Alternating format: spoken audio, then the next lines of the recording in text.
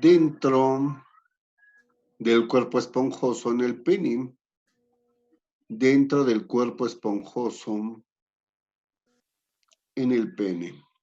Aquí lo vemos, ¿sí? Decíamos que esta uretra esponjosa forma una dilatación en la parte distal, ya muy cerca del meato urinario. ¿Cómo se llama esa dilatación distal de la uretra esponjosa? Fosita navicular. Fosita navicular. Fosita navicular. ¿Sí? Bien. Vemos en esta imagen cómo el cuerpo esponjoso es un cilindro. Estoy hablando ahorita del cuerpo esponjoso, no de la uretra esponjosa, ¿sí? El cuerpo esponjoso, ¿sí? Es un cilindro de tejido eréctil que en la parte distal se dilata, se dilata. Esta dilatación del cuerpo esponjoso se llama glande, La dilatación del cuerpo esponjoso en la parte distal se llama glande. Vemos en este pene, otros dos cilindros de tejido eréctil, que serían los cuerpos cavernosos. Son dos, un derecho y un izquierdo. Son dos, un derecho y un izquierdo. ¿Sí? Y precisamente en la unión entre estos dos cuerpos cavernosos con el glande, en la unión entre estos dos cuerpos cavernosos con el glande, se forma un surco. Ese surco se llama surco balano prepucial.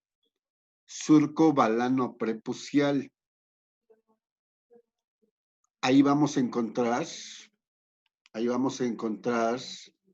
glándulas de Littré y glándulas de Thiessen con Y, glándulas de Thiessen.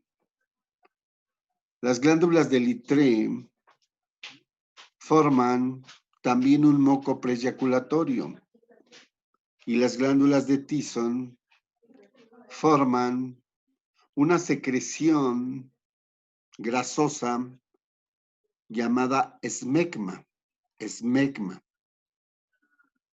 Estas se encuentran por la parte interna de la piel prepucial.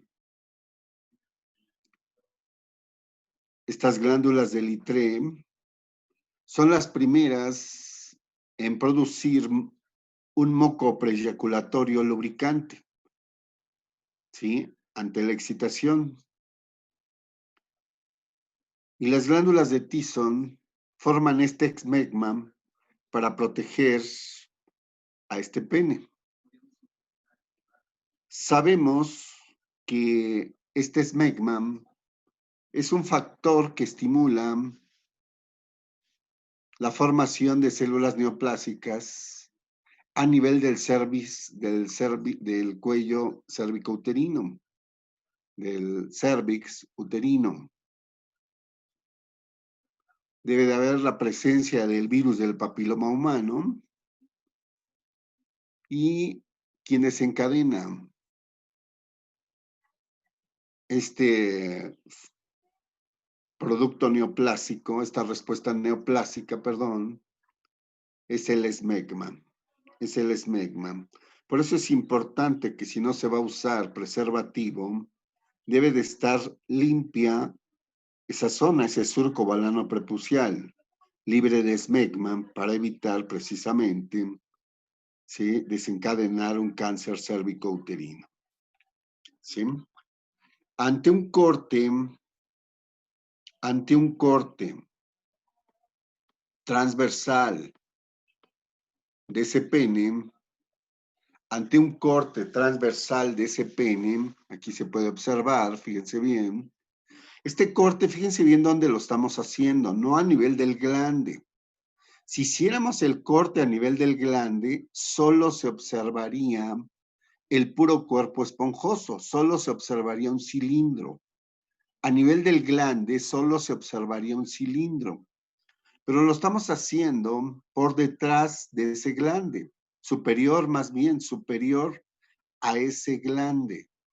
Por lo tanto, ahí se observan los 3 cilindros de tejido eréctil, un cuerpo esponjoso y 2 cuerpos cavernosos, un cuerpo esponjoso y 2 cuerpos cavernosos. ¿Sí? En el cuerpo esponjoso, vamos a encontrar a la uretra esponjosa, rodeada por tejido eréctil. ¿Qué hay en este tejido eréctil? Hay arteriolas, hay venas, vénulas, hay capilares, rodeadas de un tejido fibroelástico, fibromuscular. Estos capilares se dilatan, se llenan de sangre y esto permite la erección. Las fibras de músculo liso que se encuentran entre esos capilares impiden que la sangre regrese a las vénulas, manteniendo la erección.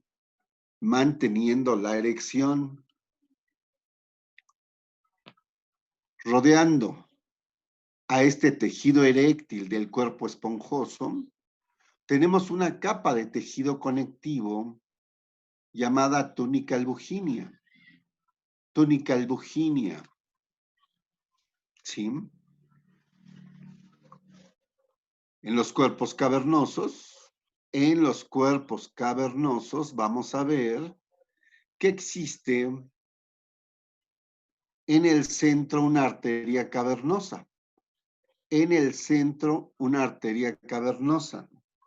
Y rodeando a esas arterias cavernosas que hay en el centro de cada uno de los cuerpos cavernosos, vamos a encontrar ese tejido eréctil, que decíamos que son arteriolas, son vénulas y son capilares, rodeadas de un tejido fibroelástico, fibromuscular, que funciona exactamente igual que en el cuerpo esponjoso.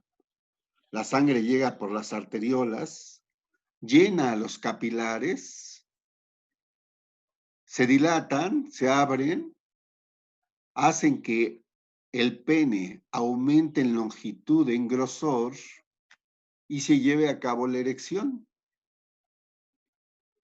Las células musculares lisas impiden que la sangre regrese a las vénulas. Y de esta manera se mantiene la erección. Rodeando este tejido eréctil también hay una túnica albuginea, tejido conectivo denso. Hay una capa de tejido conectivo denso llamado túnica albuginea. Y envolviendo a los tres cilindros,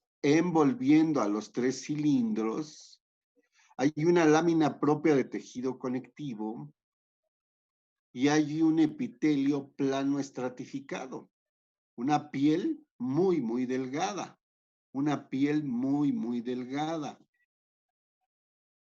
¿sí? Que de hecho podemos ver solo en el momento de la erección, al momento de liberarse, ¿sí? El glande y la mayor parte del pene de la piel prepucial, cubriendo a esta piel, vamos a encontrar cubriendo a esta piel, vamos a encontrar un espacio,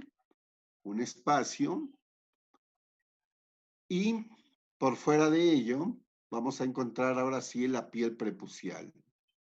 Es importante comentarles que precisamente en esta parte, en esta piel, encontramos a la vena dorsal profunda y a los lados las arterias dorsales profundas. Fíjense bien, es importante que entiendan ustedes que en una posición anatómica en la cual vemos de frente al paciente con las palmas de las manos hacia adelante, los talones juntos y las puntas de los pies ligeramente separadas, en esa posición anatómica al pene se le estudia de una forma erecta, ¿sí? Por eso, fíjense bien, aquí en este pene flácido que están viendo aquí, esta sería la parte dorsal y esta sería la parte ventral. Esta sería la parte dorsal o posterior y esta sería la parte anterior o ventral. Por eso es de que se llama, ahí se encuentra la vena dorsal profunda, rodeada a los lados, más bien a los lados de ella, las arterias dorsales profundas. ¿Sí? ¿Por qué? Porque a este pene se le estudia erecto en la posición anatómica. Erecto en la posición anatómica. A los lados de las arterias encontramos a los nervios. Estos nervios que corresponderían al nervio vago y a los nervios espinales y que van a ser los responsables de esta erección. Le dan sensibilidad erógena y esto es lo que provoca la excitación, que va a hacer que llegue mayor cantidad de sangre por esas arterias y llenen esos espacios, esos capilares cavernosos, ¿sí? Para llevar a cabo la erección. Muy importantes estos nervios. Decíamos que por fuera se encuentra la piel. Esta piel que cubre, rodea, envuelve a todo el pene. ¿Sí? Se llama piel prepucial. La apertura anterior, la apertura distal de esta piel prepucial, esta apertura, esta ventana por donde sale el glande, se llama prepucio. Se llama prepucio. Y en esta piel prepucial, al igual que la escrotal, es una piel muy delgada. Es una piel muy delgada. Es obscura. Y en la parte proximal, la que queda cerca del tronco, presenta pelos. Presenta pelos, ¿sí? En toda esta piel hay glándulas sudoríparas y glándulas sebáceas, ¿sí? Es una piel muy delgada, ¿sí? Por dentro de esa piel encontramos una capa de músculo liso, llamada dartos peniano. Ese dartos peniano es el que le da la característica de ser rugosa a esta piel. Dartos peniano, y es la que le da la característica de ser rugosa esta piel. ¿Sí? Y tenemos al tejido subcutáneo. Al tejido subcutáneo, en donde vamos a encontrar a esas glándulas de Littré y esas glándulas de Thiessen, que forman ese moco preeyaculatorio y ese esmegma, pero que lo van a secretar hacia la parte interna. Esto quiere decir que se repite hacia adentro, una lámina propia y un epitelio. Una lámina propia y un epitelio. Fíjense bien, hay un epitelio plano estratificado que sería la piel por fuera, y en esta misma capa que se mueve, encontramos un epitelio plano estratificado, ya sin queratina. Es un epitelio que va a formar una mucosa. Hay un espacio y envolviendo envolviendo prácticamente a estos 3 cilindros, estas túnicas albugineas, encontramos otra piel muy delgada, ¿sí? Que va a cubrir precisamente al glande y a la mayor parte de este pene, ¿sí? Entonces, es importante entender este tipo de situación. La apertura que permite que salga el glande se llama prepucio. Cuando este prepucio, esta apertura es muy angosta, no deja salir al glande, no deja salir al glande. Y es cuando se necesita de la circuncisión. Es cuando se necesita de la circuncisión. ¿Sí? ¿Por qué? Porque esta piel que cubriría el glande guardaría ahí mucho esmegma y estaría irritando constantemente la mucosa de la vagina en las relaciones sexuales. ¿Sí? Entonces es muy importante esta piel, ¿sí? Del glande, ¿sí? Que es muy delgada y que es la que va a estar expuesta a la vagina. Pero cuando el prepucio, que es la apertura, no permite que salga este glande, es esta piel externa la que estaría en contacto con la vagina, ¿sí? Y estaría constantemente irritando, ¿sí?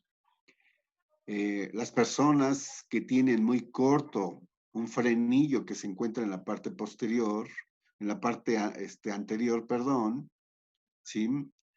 No permite que salga completamente este glande.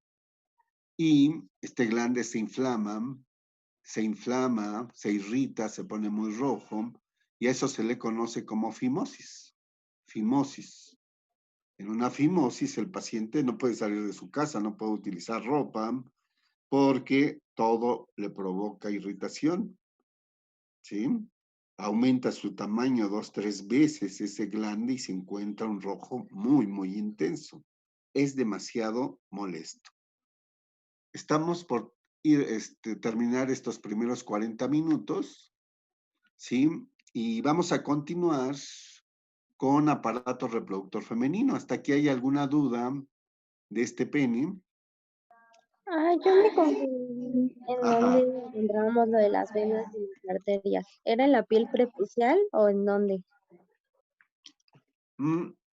Se encuentran las venas profundas, dorsales profundas, las arterias y los nervios, se encuentran a nivel de la piel, a nivel de la piel interna, de la mucosa interna, vamos a llamarla así mejor.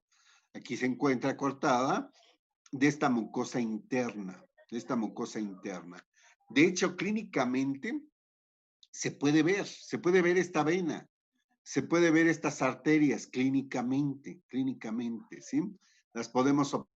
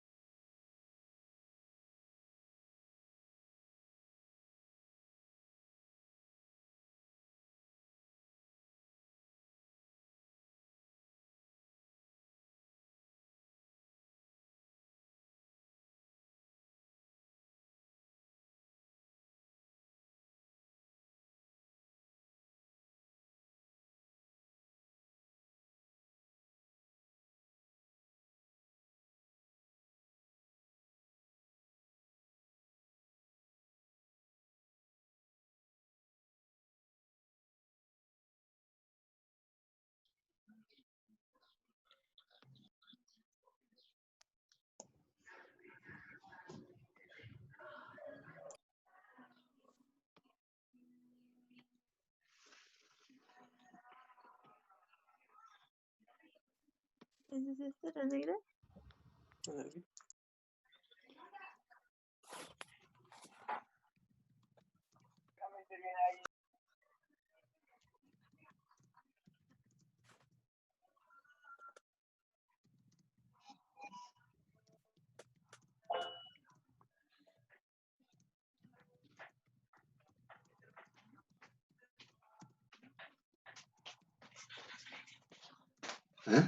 Sí, ya llegó.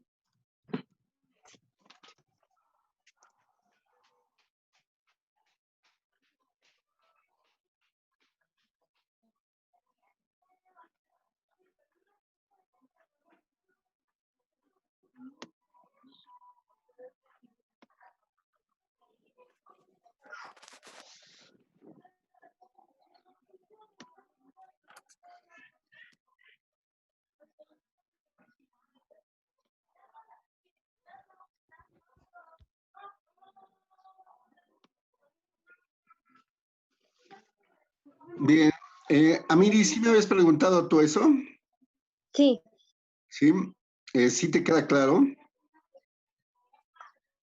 sí, ya más o menos. Es que me confundí un poquito Este, con las capas, como que me revolví. ajá, sí, es complicado porque, a ver, vuelvo a repetirlo, ¿cómo estaría? ¿Sí?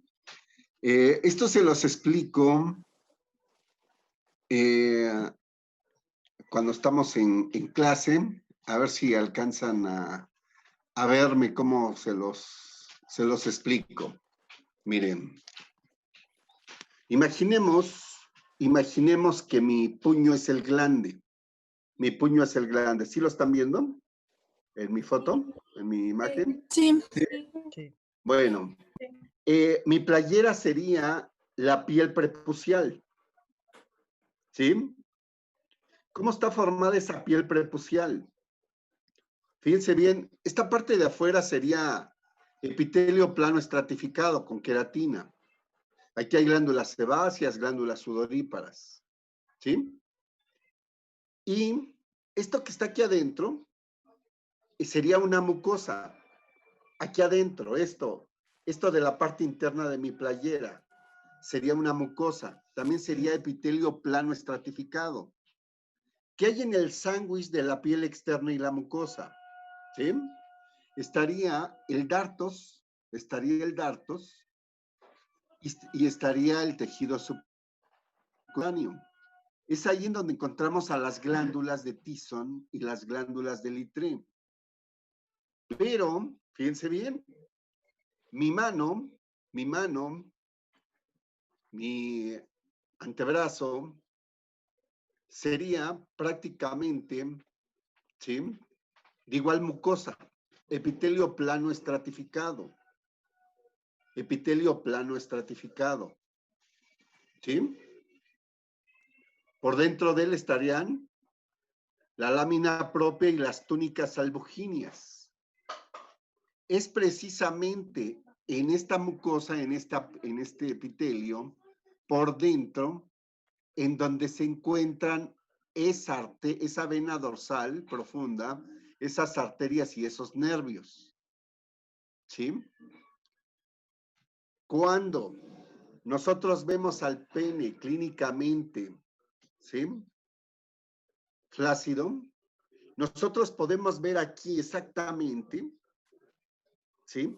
Una vena que recorre en la parte media y a los lados dos cilindros que se sienten. Pues todavía estás en la edad, ¿eh? ¿Sí? Andy, cierra tu micrófono. Entonces, es importante que entiendan esta situación. Esta piel, que sería en este caso mi playera, la tela de mi playera, ¿sí? Tiene una apertura por donde sale mi puño. ¿Cómo llamamos a esa apertura? Prepucio. Prepucio. Cuando ocurre una erección, este prepucio se recorre hacia atrás, dejando libre toda esta parte. Lo más importante es que deje libre al glande. Deje libre al glande. ¿Sí? ¿Cómo le vamos a llamar a la unión? Se ve clínicamente. Aquí se une el glande con los cuerpos cavernosos. ¿Cómo le llamamos a este surco?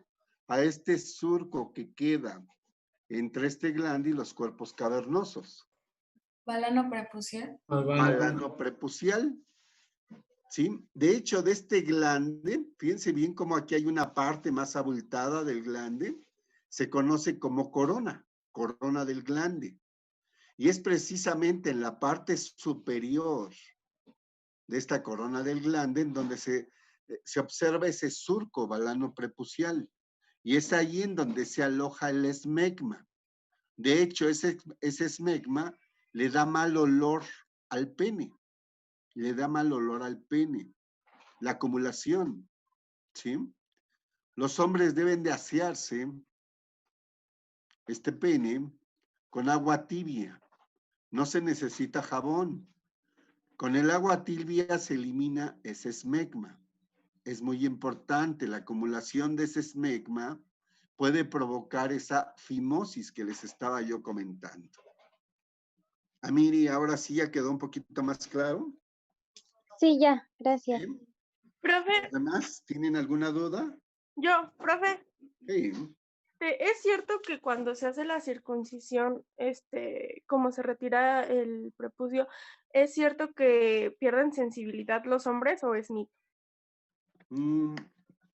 Cuando esto se hace a temprana edad no hay mucho problema, pero cuando ya se hace en personas ya, en jóvenes, aún en adultos, llega a hacerse, sí ocurre ese problema. Si hay una pérdida de la sensibilidad. ¿Sí? Hoy los pediatras prefieren dar indicaciones a la mamá de que durante el primer año de vida se esté constantemente jalando la piel prepucial hacia arriba, hacia atrás para ir haciendo esta apertura, este prepucio un poquito más amplio y de esta manera evitar la circuncisión, ¿sí? Todavía en algunas culturas es obligatoria la circuncisión, ¿sí? Eh, esto no tanto por evitar las fimosis, sino porque de esta manera hacen que el hombre tenga una menor sensibilidad y no tenga tanto apetito sexual, ¿sí? Es una forma de controlar. De hecho, a las mujeres hacen ciertas cirugías en las cuales se afecta su clítoris para evitar que tengan un apetito sexual, ¿sí? Esto se sigue haciendo en ciertas culturas en Oriente, en el cual, bueno, pues la idea es que hombres y mujeres no tengan ese deseo sexual, sino solo simplemente el de reproducirse, ¿sí? ¿Algo más? Sí, otra cosa.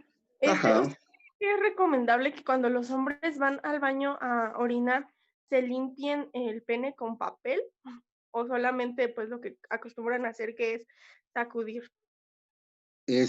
Bueno, decíamos que la fosita navicular evita que puedan salir las últimas gotas de orina.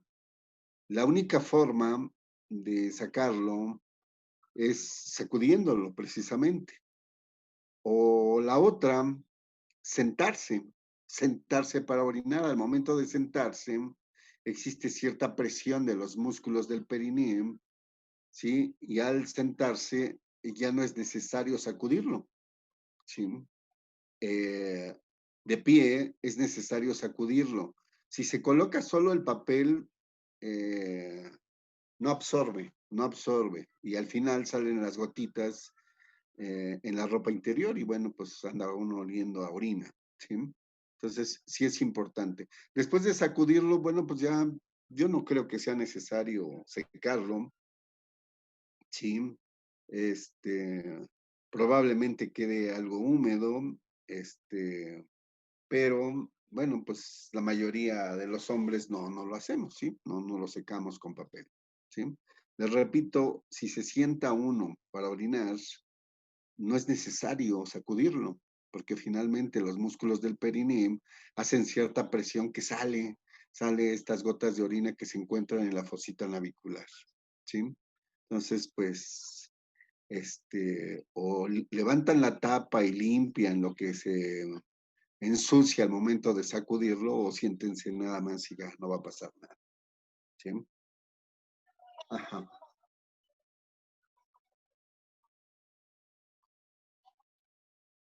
No, no tiene nada que ver, al contrario, al contrario. Pues, yo creo que si hubiera algún principio de estos, no habría, más bien no tendría el límite para llevar a cabo la erección.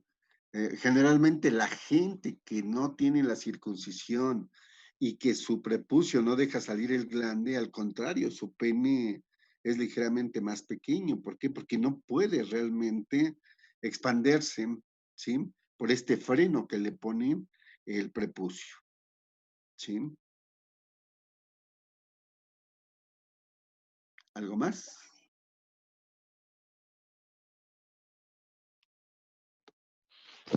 Doctor, Sí. tengo una duda respecto a qué tan cierto es que el tamaño del pene influye mucho en la cantidad de sangre que necesitas para lograr una erección y que muchas veces los problemas con algún problema cardíaco, cardiovascular, no pueden lograr una erección por mucho tiempo o que les cuesta mucho mantener una erección. Bueno, es importante recordar que eh, pues simplemente en un pene de 15 centímetros, que es el estándar, va a necesitar X cantidad de sangre para llenar esos espacios, esas capilares. Lógico, en un pene de 20 centímetros, de 25 centímetros, de 30 centímetros, pues va a necesitar más. De hecho, normalmente en estos penes no se lleva a cabo una erección completa. ¿Por qué? Porque nunca va a ser suficiente la sangre que llegue, ¿sí? Esto es lo normal que generalmente se presenta, ¿sí? Eh, el tamaño de pene va a estar relacionado con la raza, ¿sí? Los penes más pequeños se encuentran en los orientales, los penes más grandes se encuentran en los hombres negros. Y esto corresponde precisamente a las vaginas. Las vaginas más cortas, más pequeñas son de las orientales. Y las vaginas más profundas, más largas, son de las mujeres de raza negra, ¿sí? Eh, los mexicanos, pues estamos en un término medio, ni muy pequeño ni muy grande. Y bueno, sí es cierto que se necesita mucho mayor cantidad de sangre. Una de las fármacos que sería el Viagra, la pastillita azul, lo que hace es cerrar, ayudar a cerrar esas vénulas para evitar que se haga flácido nuevamente el pene, para mantener una erección. Sin embargo, aumenta también la frecuencia cardíaca, aumenta también la perfusión. Por eso no es adecuado que una persona con problemas cardiovasculares lo utilice. ¿Por qué? Porque puede quedar ahí infartado, ¿sí? Entonces, es importante, pues simplemente, o sea, voy a necesitar más agua para una cisterna que hice del doble de la que tenía, pues sí voy a necesitar más agua, ¿sí? Así en un pene más largo, más grande, bueno, pues va a haber mayor cantidad de sangre necesaria. Sí, por ahí en una historia precisamente de una exalumna, me comentaba que no sabía qué hacer realmente y era un sufrimiento tener relaciones con el esposo. ¿Por qué? Porque su esposo tenía un pene de 30 centímetros y la golpeaba demasiado, ¿sí? A nivel del cervix y terminaba totalmente adolorida. Me decía que cuál era la solución, que si podría haber un recorte de pene, le digo, no. Y una profundización de vagina, pues tampoco. Entonces, pues aquí la única situación es de que o te acostumbras o te divorcias, porque no hay solución ante eso, ¿sí? Y realmente me lo comentaba llorando, ¿sí? Que esto era un verdadero sufrimiento, ¿sí? Es una vagina de 12, 15 centímetros, normal de las mexicanas, pues está ad hoc, precisamente con penes de ese tamaño en los mexicanos, ¿sí? Entonces, pues imagínense una relación entre un hombre de piel negra con una oriental, ¿sí? Con vaginas muy cortas, no, pues es terrible, verdaderamente, es un sufrimiento, ¿sí? Y algo muy importante que tengo que comentarles es de que el cuerpo esponjoso se dilata también en la parte proximal y forma al bulbo esponjoso. Este bulbo esponjoso se inserta a través de músculos, a la pelvis ósea, se inserta a través de músculos, ¿sí? A la pelvis ósea, ¿sí? Cuando estos músculos se contraen, ayudan a la erección, ¿sí? En relaciones sexuales muy traumáticas para el mismo hombre, ¿sí? han sufrido, han sufrido de problemas a nivel de uno de estos músculos. Y la erección entonces se hace inclinada, no se hace hacia la línea media, sino se hace inclinada porque solo uno de los músculos está trabajando. El otro ha sufrido lesión por estos traumatismos durante estas relaciones sexuales. Y entonces la erección se hace desviada hacia un lado, ¿sí? De esto vamos a hablar. Esto es el piso de la cavidad pélvica. Esto es el perineo. Aquí tenemos al músculo elevador del ano, al músculo isquiocavernoso, al esfínter del ano, ¿sí? Y aquí está el músculo isquiocavernoso. Estos músculos que sostienen a los cuerpos esponjosos se llaman isquiocavernosos. Eso los vamos a ver en el siguiente módulo. Vamos a ver todos estos músculos del perineo, Por eso no me adentro, nada más les comento también que el cuerpo esponjoso se dilata también en la parte proximal, y esa dilatación se llama bulbo esponjoso. Y ahí se adhieren estos dos músculos que son los isquiocavernosos, que van a ayudar mucho en el momento de la erección. Van a realizar una erección lineal, medial. Cuando uno de estos músculos se lastima, ¿sí? Por alguna práctica traumática, ¿sí? Entonces, la erección se lleva a cabo desviada hacia uno de los lados, ¿sí? ¿Hasta aquí hay alguna duda o comentario? Entonces, que el pene esté desviado no es así como genético, sino es por algún traumatismo. Claro. Ah. Sí. Sí.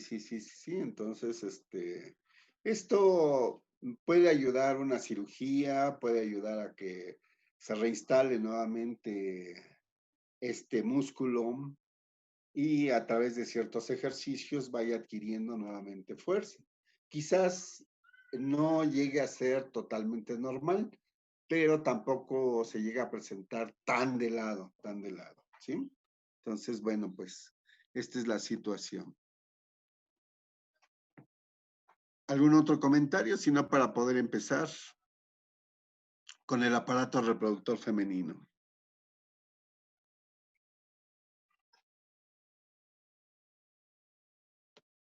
Bueno, vamos a iniciar el aparato reproductor femenino y en él vamos a observar que está formado por dos ovarios, un derecho y un izquierdo, dos ovarios, un derecho y un izquierdo, dos tubas uterinas, una derecha y una izquierda.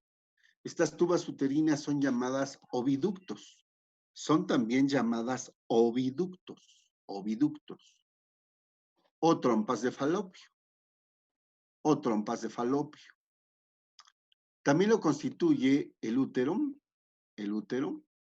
solo un útero, la vagina, solo una, y la vulva, que serían las partes externas, ¿sí? Las partes externas. Vemos a los ovarios.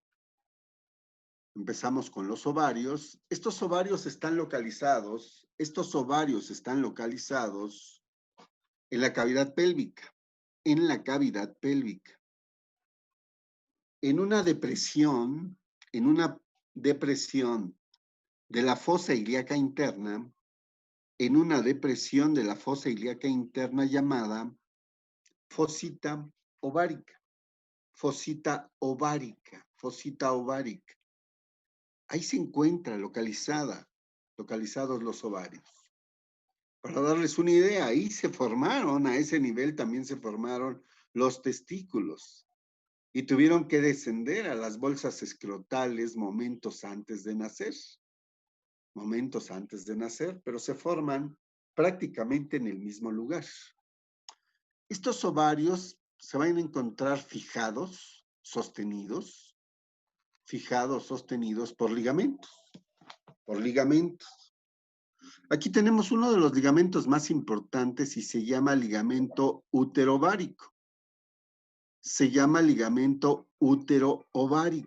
Ligamento útero-ovárico. ¿Sí? Es el primero. ¿De dónde a dónde van? Pues de la parte lateral y superior del útero a la parte medial del ovario. De la parte lateral superior del útero a la parte medial del ovario. Se llama útero ovárico.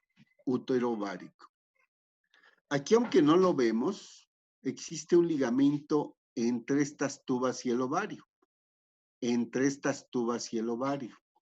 Y se llama ligamento tubo ovárico. Tubo ovárico. Y vemos un ligamento que va del útero, la parte posterior del útero, a la quinta vértebra lumbar,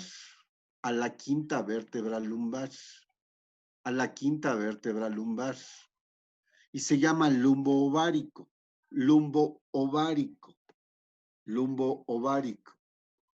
Y el cuarto ligamento que sostiene, que fija los ovarios, se llama mesovario o mesosalpins.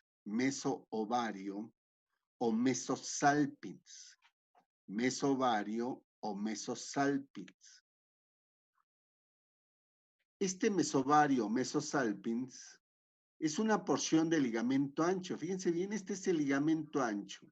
El ligamento ancho va a sostener prácticamente a todos los órganos del aparato reproductor femenino. El ligamento ancho sostiene a todos los órganos del aparato reproductor femenino.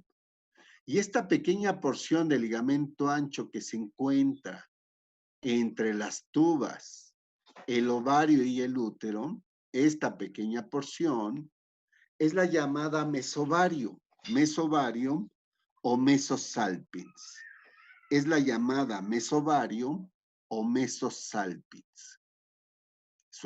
una porción de ligamento ancho.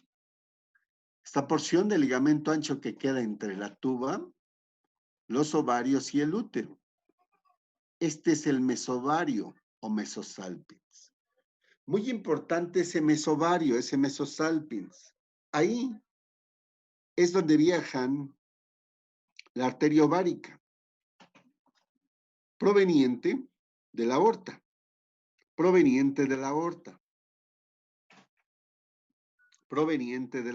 Esa arteria ovárica.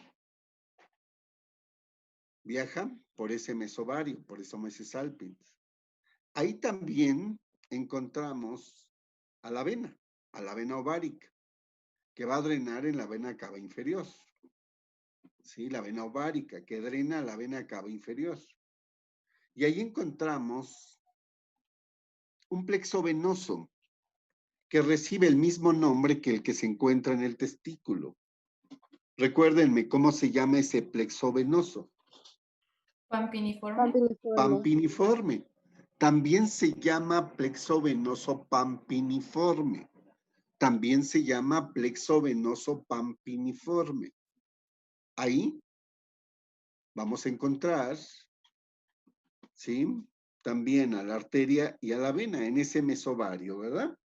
Bien, vamos a encontrar también en ese mesovario fibras del nervio vago, fibras del nervio vago y de los nervios espinales lumbares, fibras del nervio vago y de los nervios espinales lumbares, muy importantes para el funcionamiento de este ovario. Anteriormente solo se pensaba que los ovarios respondían a las señales hormonales. Hoy sabemos que es muy importante la participación nerviosa del nervio vago y los nervios espinales. Uno de los laboratorios más importantes que estudia esto se encuentra en la FE Zaragoza, en el Campus 2, y es el laboratorio de biología de la reproducción. Uno de los más importantes que han hecho aportes a este conocimiento sobre la inervación de los ovarios, sobre el funcionamiento de estos ovarios, ¿sí? Por esta inervación. Este laboratorio está a cargo del doctor Domínguez Casalán y es uno de los investigadores más importantes a nivel mundial.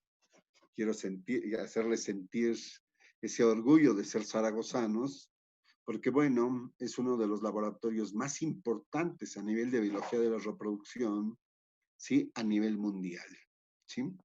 Bien, estos ovarios van a presentar una capa de tejido, primero, perdón, un epitelio cúbico simple, que los envuelve. Ese epitelio cúbico simple ya habíamos hablado de él. En un principio se pensaba que de ahí se formaban los ovocitos. Por eso adquirió el nombre de epitelio germinal. Posteriormente se vio que no tenía nada que ver con los folículos que se encontraban dentro, los ovocitos que se encontraban dentro del ovario. Simplemente es un epitelio de cubierta, es un epitelio de cubierta, es un epitelio cúbico simple. Por dentro de ese epitelio hay una capa de tejido conectivo denso, muy parecida a la del testículo y recibe el mismo nombre. ¿Qué nombre llevará esa capa de tejido conectivo denso que se encuentra por dentro de ese epitelio de cubierta cúbico simple? Túnica albuginea. Túnica albuginea, exactamente. Y por dentro de esa túnica albuginea vamos a encontrar una capa con abundantes vasos sanguíneos. ¿Cómo se llamará? Túnica vascular. Túnica vascular, túnica vascular. Fíjense bien. Aquí lo tenemos. Aquí lo tenemos.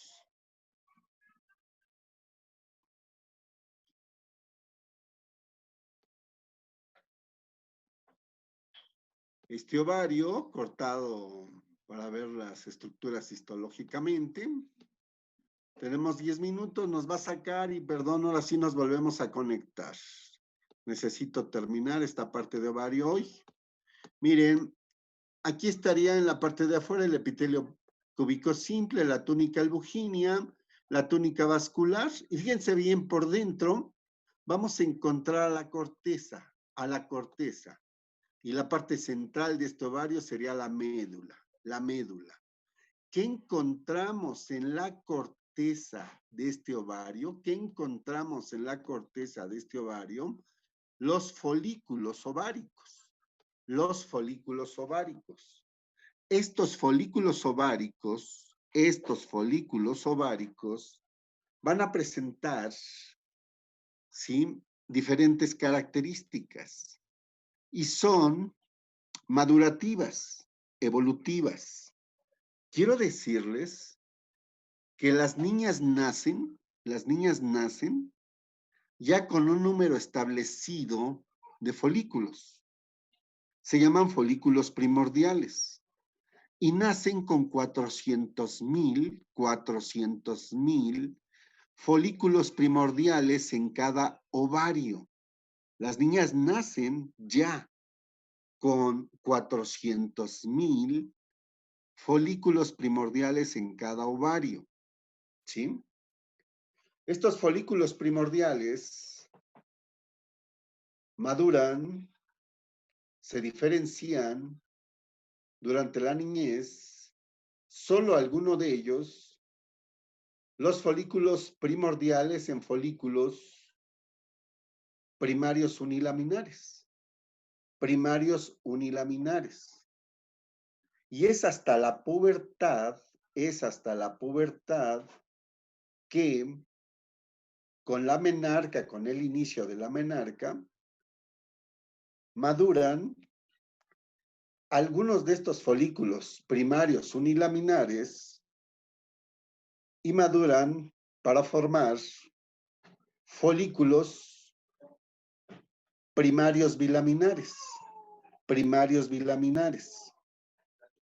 Estos folículos primarios bilaminares maduran, se transforman en folículos primarios trilaminares. Y estos, a su vez, maduran, se transforman en folículos primarios tetralaminares.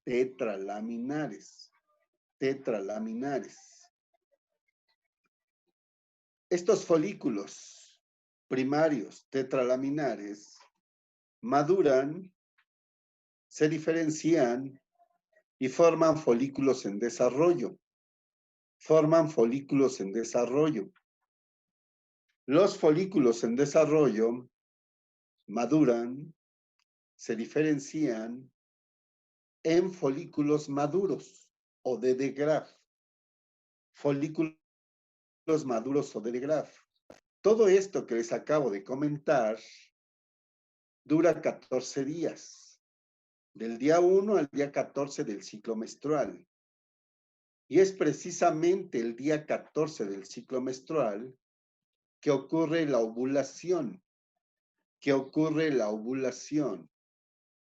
En esta primera parte de estos primeros 14 días que maduran los folículos ováricos, también se secretan estrógenos.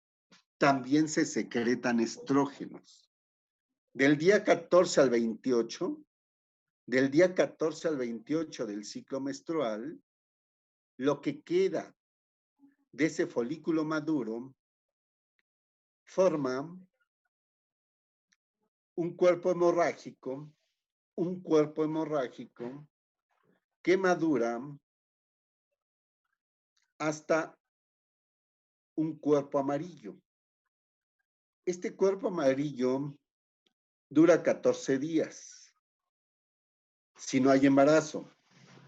Si hay embarazo, dura 3 meses. Si no hay embarazo, solo dura 14 días. Y es precisamente el día 28, ¿por qué? Porque su formación empezó del día 14. Y si dura 14 días, para el día 28 se forma un cuerpo blanco, un cuerpo albicans. Todo esto es lo que vamos a ver precisamente en este ovario. Y esto que le sucede al ovario en 28 días se conoce como ciclo ovárico. Vamos a ver nosotros cómo inicia esta historia. Y aquí lo podemos ver, ¿sí? Aquí podemos ver cómo, perdón, permítanme. un folículo primordial,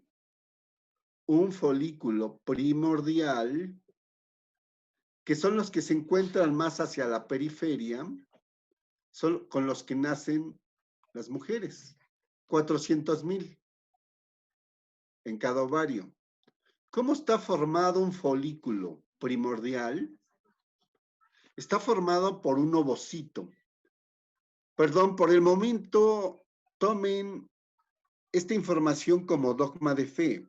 Es hasta que veamos meiosis y gametogénesis que entenderán gran parte de esto. Por lo pronto, tómenlo como eso, que así se llama, ¿sí? ¿Qué forma a un folículo primordial? Lo forman solo dos cosas. Está un ovocito que se llama ovocito 1 en profase 1 en periodo de diploteno. Se llama ovocito 1 en profase 1 en periodo de diploteno. Se llama profase, se llama ovocito 1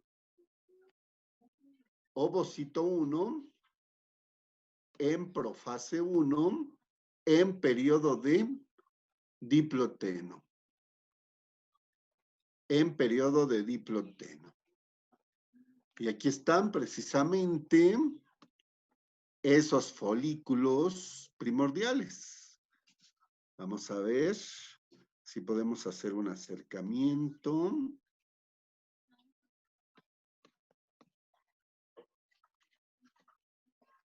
Aquí estarían, fíjense bien, los folículos primordiales formados por un ovocito 1 en profase 1 en periodo de diploteno. Y el segundo componente sería un epitelio plano simple que lo rodea. Al ovocito lo rodea un epitelio plano simple de células foliculares. Lo rodea una capa de células planas de células foliculares.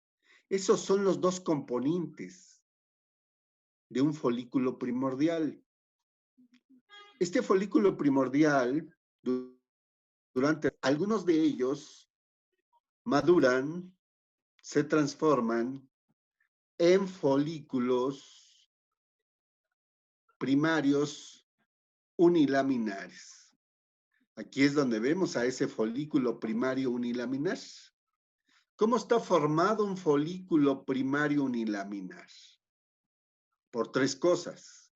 Un folículo primario unilaminar está formado por tres elementos. El primero de ellos, un ovocito. Un ovocito 1, en profase 1, en periodo de diacinesis. Un ovocito 1 en profase 1 en periodo de diacinesis. Estamos menos de un minuto para que nos saquen y recuerden que se vuelven a conectar. El segundo componente es esta línea oscura que vemos aquí, esta línea rosa, y se llama zona pelúcida. Zona pelúcida es el segundo componente. Y es una capa de mucopolisacáridos. Una capa de mucopolisacáridos. Y el tercero es esta capa de células cúbicas foliculares. Es una capa de células foliculares cúbicas. Es una capa de células foliculares cúbicas. Así está formado el folículo primario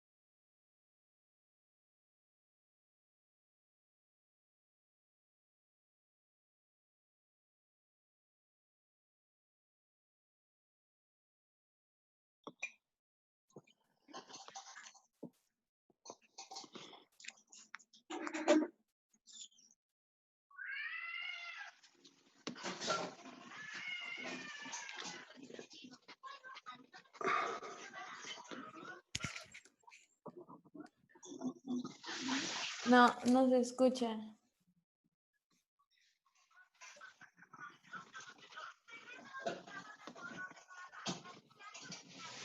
Bien, ¿ya me escuchan? Una flechita hacia arriba. Dice, no, ahora ya no me carga, ya no me deja hacer nada, solo me parece, Zoom ha detectado un problema con el audio. Y necesita reiniciarlo. No. Bueno, ¿podemos continuar? Sí, profe. Sí, bueno. ¿Cuáles son los 3 elementos que forman al folículo primario unilaminar? El ovocito 1 Ajá, en profase 1 en periodo de diacinesis, ajá. la zona ¿Rodeado? ¿Rodeado de qué, perdón? de una zona pelúcida. Ajá, ¿y qué es la zona pelúcida? Es una capa de mucopolisacáridos. Muy bien. ¿Y esta está rodeada por qué? Por una capa de células foliculares. ¿De qué forma? Ubicas. Cúbicas. Muy bien. Fíjense bien, en la pubertad, los estímulos visuales, olfativos, auditivos y táctiles provocan que el núcleo parbicelular del hipotálamo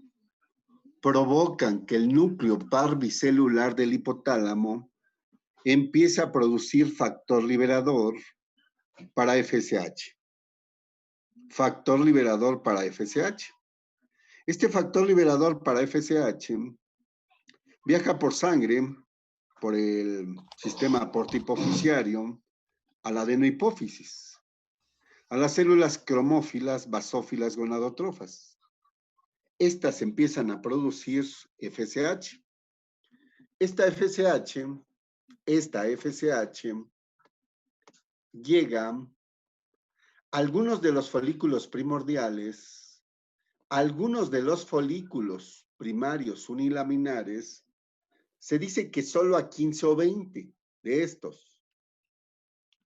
Los primordiales son transformados en primarios unilaminares. Y los primarios, algunos primarios unilaminares, ¿sí?, son transformados en folículos primarios bilaminares.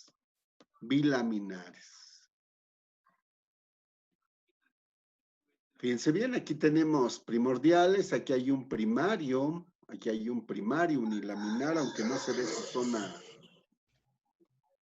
pelúcida. Pero fíjense bien, aquí vemos un primario bilaminar. Este primario, algunos de estos primarios unilaminares se transforman en estos primarios bilaminares. ¿Cómo está formado un primario bilaminar?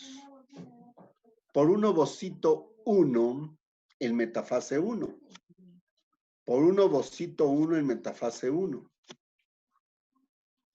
Este ovocito 1 en metafase 1 está rodeado por la misma zona pelúcida. Y esta zona pelúcida está rodeada, está cubierta por 2 capas de células cúbicas. Foliculares. Por 2 capas de células foliculares cúbicas. Estas 2 capas de células foliculares cúbicas están rodeadas por una capa de células fusiformes que forman a la teca interna. Están rodeadas por una capa de células fusiformes llamada teca interna. Y esta a su vez está rodeada por una capa de tejido conectivo laxo llamado teca externa. teca externa. Repito cómo está formado un folículo primario bilaminar. Un ovocito 1 en metafase 1. Su zona pelúcida. 2 capas de células foliculares cúbicas. 2 capas de células foliculares cúbicas. Una teca interna y una teca externa. ¿Sí? Sigue llegando FSH. Sigue llegando FSH. Y sigue transformando algunos folículos primordiales en folículos primarios unilaminares. Pero sigue transformando algunos folículos primarios unilaminares en folículos primarios bilaminares. Bilaminares. Y sigue, y ahora también estimula los folículos. Estimula los folículos. ¿Sí? Estimula los folículos.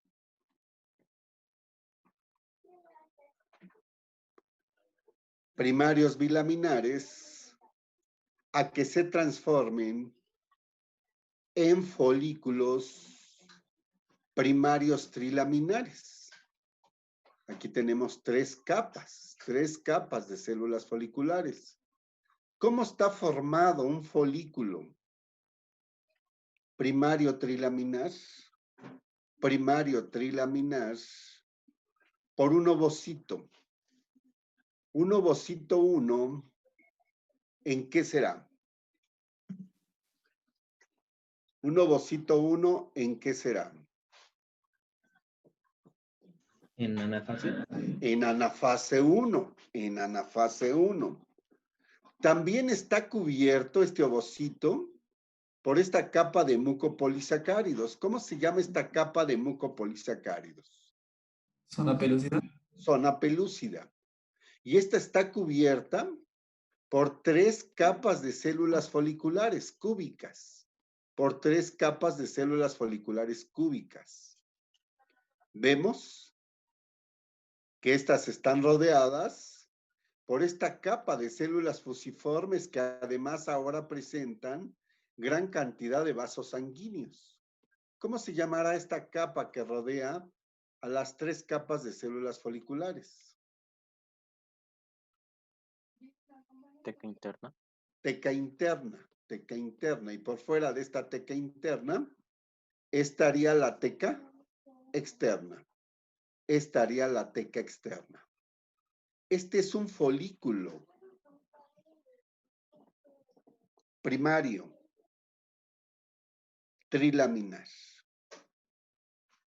Sigue llegando FSH y sigue transformando algunos folículos primordiales en primarios unilaminares.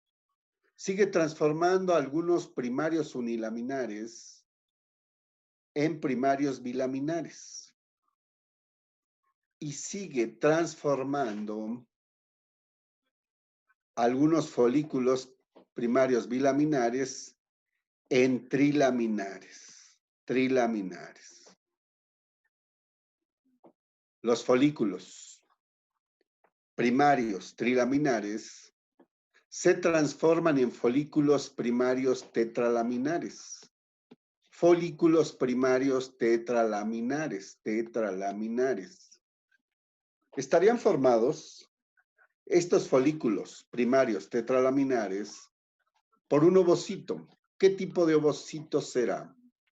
Un ovocito 1, ¿en qué? En telofase. ¿Telofase? En telofase 1. Un ovocito 1 en telofase 1. Va a estar cubierto ¿por qué? Este ovocito 1 en telofase 1. ¿Zona pelúcida? Por la zona pelúcida. Y esta zona pelúcida va a estar cubierta por 4 capas de células foliculares. Por 4 capas de células foliculares. Y estas 4 capas de células foliculares van a estar rodeadas por ¿quién? Interna. La teca interna y la teca externa. La teca interna y la teca externa. ¿Sí? FSH sigue llegando a los primordiales para transformarlos en primarios unilaminares, a los primarios unilaminares transformándolos en primarios bilaminares, a los primarios bilaminares en trilaminares y a los trilaminares en tetralaminares. ¿Sí?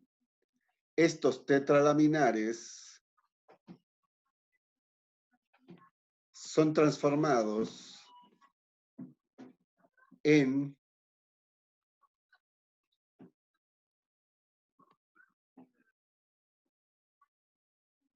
folículos en desarrollo. Folículos en desarrollo. Fíjense bien, ¿cómo está formado un folículo en desarrollo? ¿Cómo está formado un folículo en desarrollo?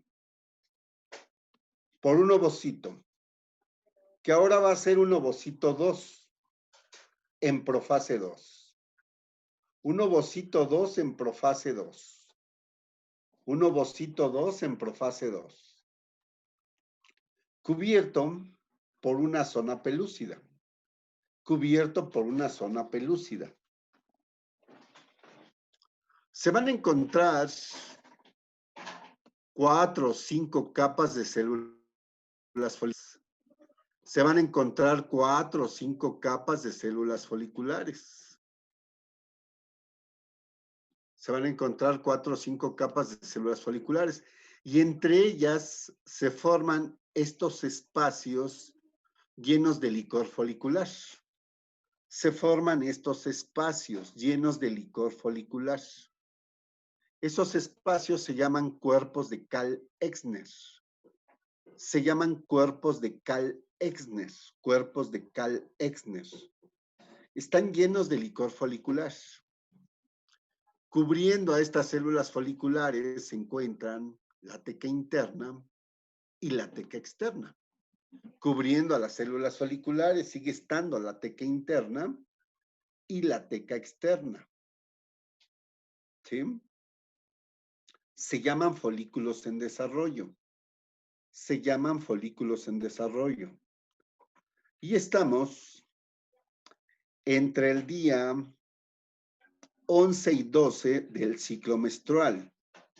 Llegamos a tener folículos en desarrollo para el día 11, 12 del ciclo menstrual. Si es el primer ciclo, pues no podemos saber cuándo inició. Pero a partir del segundo ciclo, ¿cuándo es el día 1 del ciclo menstrual?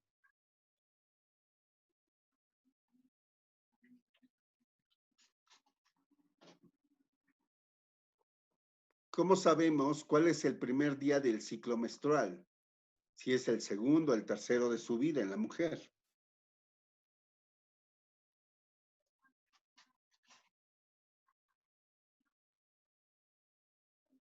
Pues después del primer ciclo. No, a ver. En el primer ciclo que tiene la mujer llamado menarca, no podemos saber cuál es el día 1. ¿Sí? Pero a partir del segundo ciclo, el tercero, el cuarto, de hecho, en el que están llevando ahorita, en este momento, ¿sí? ¿Cómo saben cuál es el día 1 del ciclo menstrual?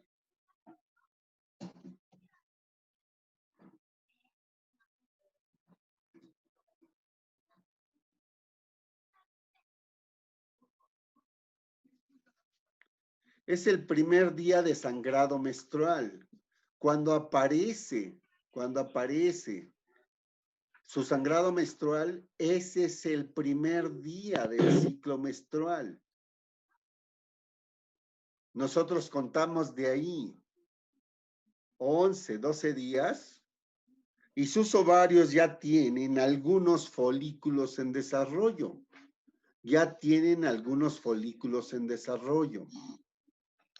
Entre el día 13 y el día 14 entre el día 13 y el día 14,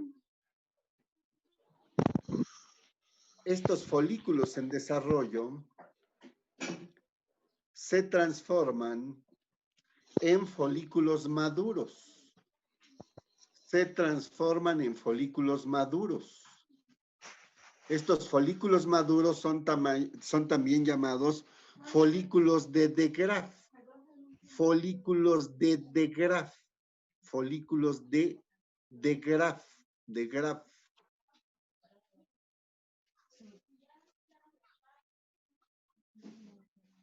¿Sí? Para el día 13, para el día 14, hay folículos maduros o de de Graaf. Están formados por un ovocito. Por un ovocito. Este ovocito es un ovocito 2 en metafase 2. Es un ovocito 2 en metafase 2. Está rodeado por su zona pelúcida. Está rodeado por su zona pelúcida. Y esta zona pelúcida está rodeada por solo una capa de células foliculares. La zona pelúcida está rodeada por solo una capa de células foliculares.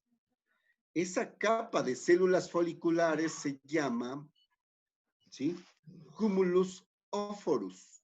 Cumulus oforus. Cumulus se escribe C-U-M-U-L-U-S. Cumulus. Oforus se escribe O-P-H-O-R-U-S. Oforus. O cumulus ovigerus. O cumulus ovigerus.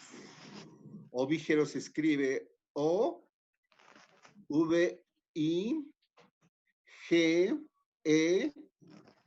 O-V-I-G-E-R-U-S. Ovígeros. Por fuera de este cumulus ovígeros o cumulus oforus, encontramos esta cavidad llamada antrofolicular. Encontramos esta cavidad llamada antrofolicular, llena de licor folicular, llena de licor folicular. Revistiendo a este antrofolicular encontramos células foliculares, pero esta capa de células foliculares se llaman células de la granulosa. Se llaman células de la granulosa. Rodeando a las células de la granulosa, encontramos a la teca interna y a la teca externa. Encontramos a la teca interna y a la teca externa. Encontramos a la teca interna y a la teca externa. Está formado el folículo maduro de Graaf, repito, por un ovocito 2 en metafase 2, rodeado de una zona pelúcida. Rodeada esta de células foliculares, una capa de células foliculares llamada cumulus oforus o cumulus ovígeros. Por fuera de ella se encuentra una cavidad llamada antrofolicular, lleno de licor folicular. Este está revestido por una capa de células foliculares llamadas células de la granulosa. Y estas están rodeadas por la teca interna y la teca externa. Estamos en el día 14. Durante estos primeros 14 días, ¿qué ha formado, qué ha secretado el núcleo parvicelular del hipotálamo? FSH. ¿No? El factor. El factor liberador para Sí. FSH. ¿Sí queda claro? ¿Qué producen las células de la adenohipófisis, las cromófilas, basófilas, gonadotrofas? FSH. FSH. Y este es lo que ha servido como estímulo para que los folículos primordiales se transformen en primarios unilaminares, estos en primarios bilaminares, estos bilaminares en trilaminares, estos trilaminares en tetralaminares, estos tetralaminares en folículos en desarrollo y estos folículos en desarrollo en folículos maduros. Todo eso le llevó ¿cuántos días? 14. 14. Muy bien. Para el día 14, sin que el núcleo parbicelular deje de producir factor liberador para FSH, empieza a producir también factor liberador para LH. También desciende por el sistema portihipofisiario a la adenohipófisis. Esta adenohipófisis, en sus células cromófilas, basófilas, gonadotrofas, empiezan a producir LH. En presencia de FSH y LH, en presencia de FSH y LH, en presencia de FSH y LH, para el día 14, ocurren tres fenómenos. El primero de ellos es de que hay un aumento en la secreción de licor folicular. Hay un aumento en la secreción de licor folicular de forma abrupta. ¿Sí? De forma abrupta. ¿Sí? El segundo fenómeno es que a nivel de la túnica albuginea,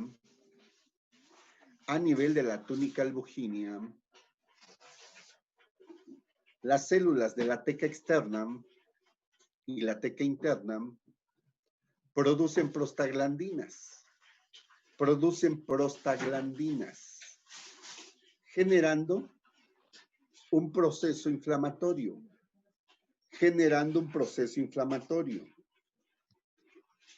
generando un proceso inflamatorio. Y tercero, estas mismas células de las tecas y las intersticiales producen dos enzimas, colagenasas y las hialuronidasas.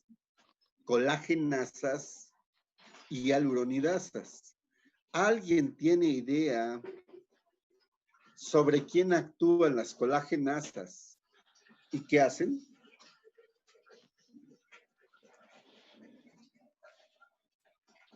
¿Sobre quién actúan las enzimas colagenasas?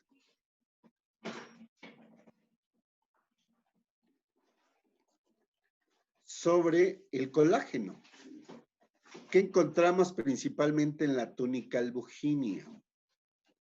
Las enzimas destruyen, degradan, destruirían el colágeno que hay en la túnica albuginea.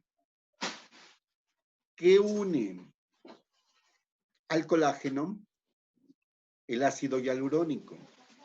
El ácido hialurónico une al colágeno. Las hialuronidasas destruyen, degradan ácido hialurónico. De esta manera, ¿qué le harían las colagenasas y las hialuronidasas que forman estas células intersticiales y las células de la teca interna y las de la teca externa? ¿Qué harían?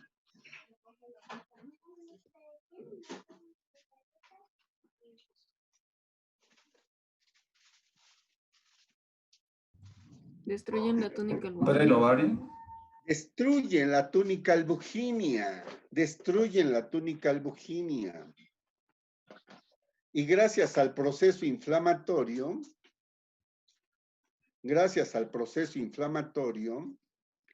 se abre una puerta en la pared del ovario.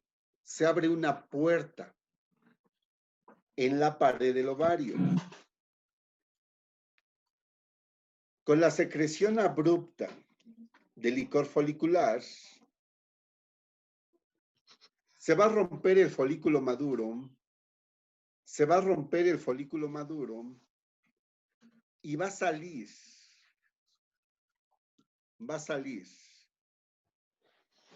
del ovario el ovocito con su zona pelúcida y el cumulus óforus, ahora llamado corona radiada. En el momento en el que sale el ovocito con su zona pelúcida, el cumulus óforus se transforma en corona radiada. ¿Sí? La salida de este ovocito con su zona pelúcida y la corona radiada es lo que llamamos ovulación. Es lo que llamamos ovulación. ¿Alguna duda hasta aquí?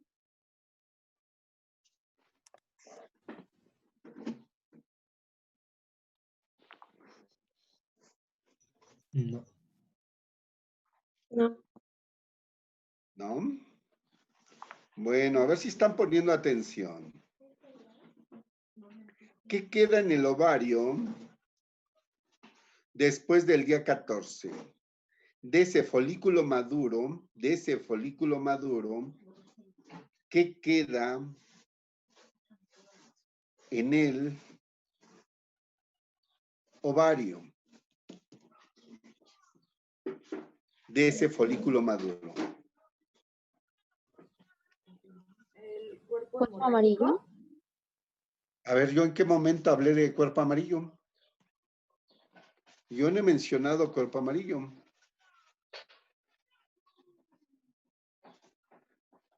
Yo estoy diciendo que de ese folículo maduro, ¿qué estructuras quedan dentro del ovario? Ya que solo les dije que sale del ovario el ovocito, la zona pelúcida y el cúmulus óforus, ahora llamado corona radiada. ¿Qué es lo que queda en el ovario de ese folículo maduro? El antro folicular. El antro, ¿qué más? Las Las células de la granulosa. Las células de la granulosa. Y la teca interna y la La teca interna externa. y la teca externa. Esto que queda se llama cuerpo hemorrágico. El cuerpo hemorrágico, me repiten, es lo que queda del folículo maduro en el ovario. Y es, ¿qué? Las células de granulosa, la teca las células de interna, granulosa. la teca externa El antro y la folicular. Y el El antro folicular. Bueno, a este cuerpo hemorrágico le va a llegar LH. LH que se va a formar del día 14 al día 28.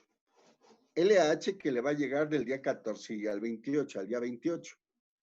¿Y este cuerpo hemorrágico en qué se convierte? Por estímulo de la LH. Ahora sí. Cuerpo amarillo. cuerpo En el amarillo. cuerpo amarillo. En el cuerpo amarillo.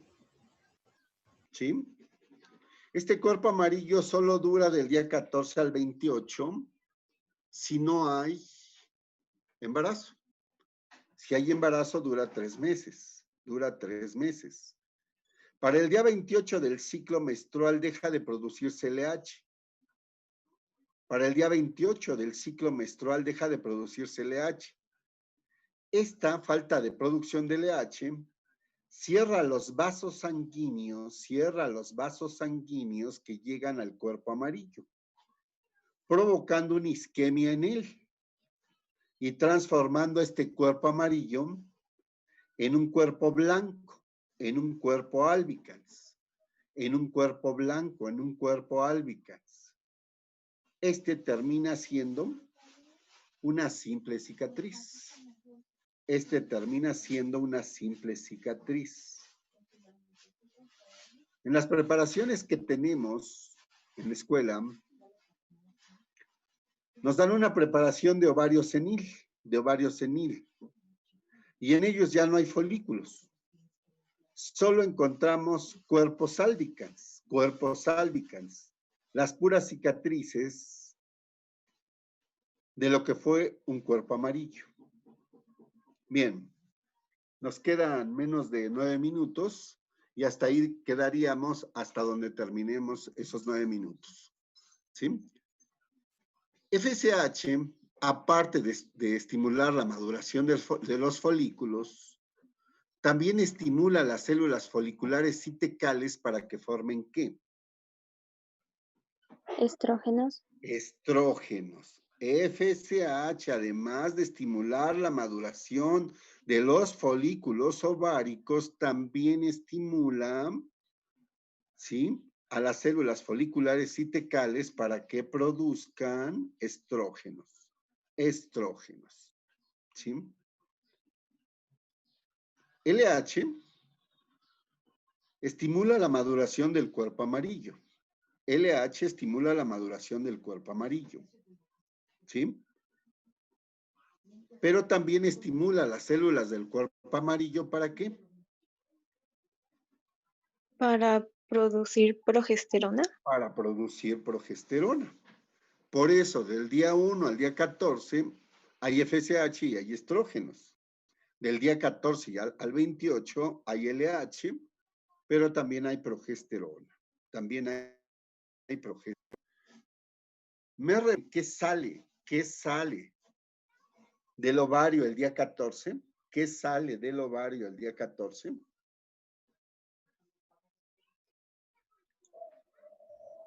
El ovocito con su zona pelúcida y su corona. Su corona radiada. ¿Qué tipo de ovocito es? Muy importante saberlo. ¿Qué tipo de ovocito es? Un ovocito 2 en metafase 2. Un ovocito 2 en metafase 2, exactamente. ¿Y ese proceso se llama? Ovulación.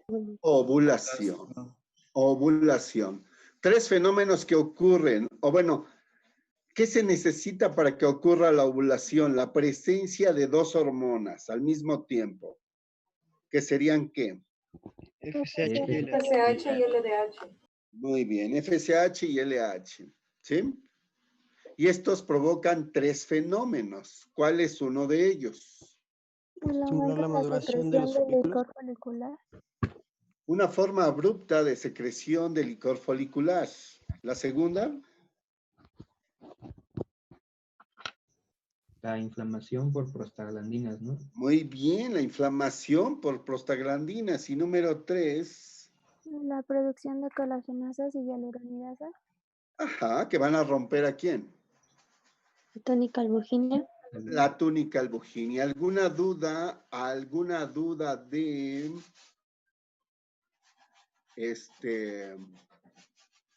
de ovario?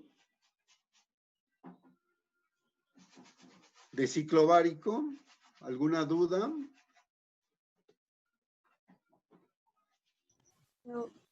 ¿No? Yo tengo la duda de en el embarazo, bueno, cuando hay un embarazo dura 3 meses. Dura 3 meses, ¿sí? Porque después esta progesterona va a ser producida por la placenta. O más bien desde siempre la está produciendo, pero apoya a la placenta durante los primeros 3 meses. Ya después no es necesario, la placenta con la progesterona que forma es suficiente, ¿sí? Por eso es de que en el embarazo solo dura 3 meses. Ok, gracias. ¿Sí?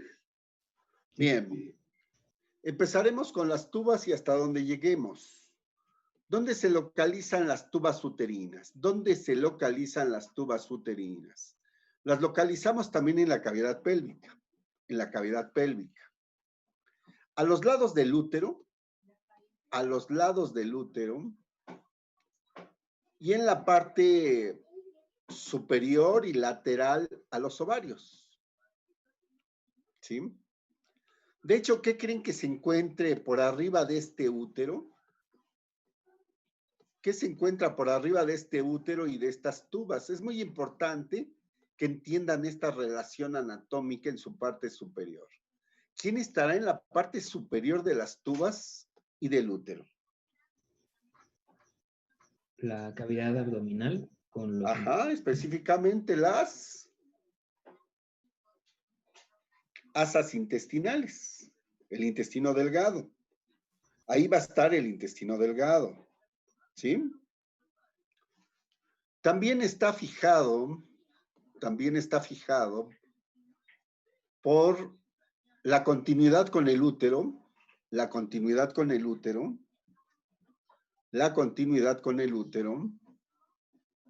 por el mismo ligamento ancho que sostiene a todos, y por el ligamento tubovárico,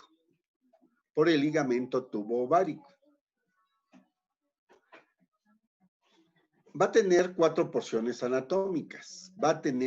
porciones anatómicas. Fíjense bien, hay una porción anatómica dentro del útero. Y se llama porción intramural.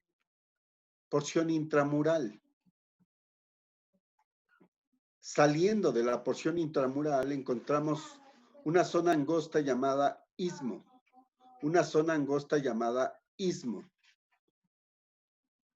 Y después tenemos la porción más larga y una de las más anchas. Y se llama ampolla. Y la parte distal es una manita con dedos. Se llama pabellón o infundíbulo.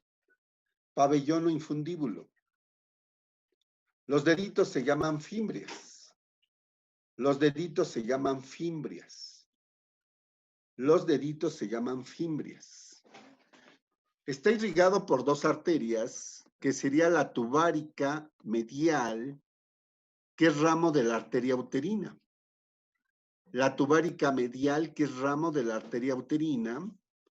Y la tubárica lateral, que es ramo de la arteria ovárica. Ya de ahí, bueno, pues ustedes saben cómo está. Su inervación es el nervio vago y los nervios espinales. ¿Sí? Histológicamente presenta una mucosa, una muscular y una serosa.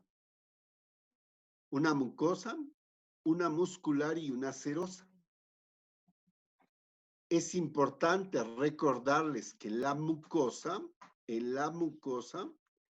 hay un epitelio cilíndrico simple, con cilios y células caliciformes. En ese epitelio cilíndrico simple con cilios y células caliciformes, es dependiente de estrógenos y progesterona producidos por el ovario. Los cilios responden a los estrógenos, aumentando el movimiento ciliar y la cantidad de cilios. Esta fase se llama fase ciliogénica y es dependiente de estrógenos.